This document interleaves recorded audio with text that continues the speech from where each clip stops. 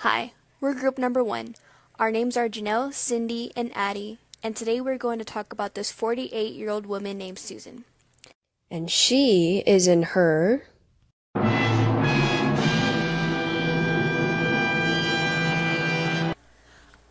A midlife crisis is when a person between 40 to 50 years old shows multiple of the following signs: feeling down or empty, more than just mood swings, having new feelings of aggression, including lashing out on family in a non-abusive manner, having thoughts about your life and thinking about regrets you may have before you die, acting recklessly, not necessarily to the extreme, but just out of the ordinary behavior, having shifts in your libido that are out of the ordinary, and many more.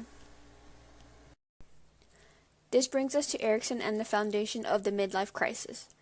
Erikson believed that the sixth stage in a person's life is a conflict of generativity versus stagnation, and it happens between ages 40 to 65.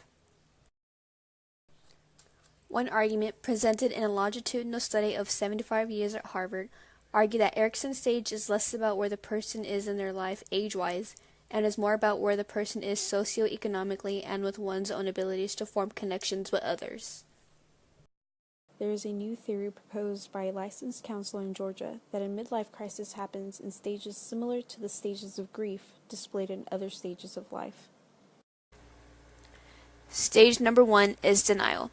A person chooses denial and refuses to accept the fact that he or she is no longer young and that his or her body is no longer the same. A person may try to act young and wear clothes that are not appropriate for his or her age.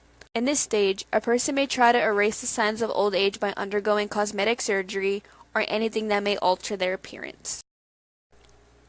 The second stage is anger. A person often becomes angry as they feel reality set in. Unable to cope with feelings of helplessness about aging, one looks for someone or something to blame, or at least to vent to about their frustrations. The third stage is replay. In midlife crisis, replay is a stage where people start acting crazy or in a manner that is completely opposite to their nature or personality, and they try to regain their youth by making up for lost time. They may leave a job of many years for another that may seem exciting, even though it may not be a good fit. The fourth stage is depression. Reality has set in and everything comes crashing down. A person realizes that, despite their best or most ridiculous efforts, they cannot regain their youth. They are growing old and can do nothing to stop the process. Some people feel like failures because their goal has not been met and their dreams have not come true. Others feel they are no longer desirable, beautiful, or handsome and develop low self-esteem. The fifth stage is withdrawal.